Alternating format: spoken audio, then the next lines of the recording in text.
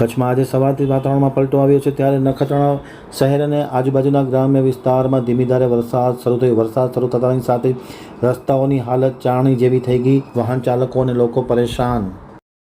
હજુ નખત્રાણા આંતરિક બ્યુરોમાંથી જયંત વાઘેલાનો એક વિસ્તૃત અહેવાલ. નખત્રાણા પંથકમાં આજે સવારના 9 વાગ્યાથી ધીમી ગતિએ વરસાદ શરૂ થયો છે. વરસાદ પડવાનું શરૂ થઈ ગયું છે.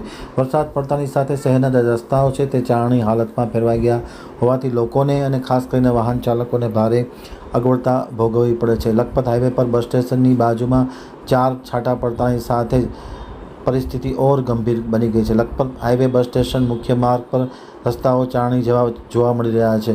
નખત્રાણામાં નવાનગર વિસ્તારમાં તમામ શહેરી વિસ્તારના રસ્તાઓ તૂટી ગયા છે.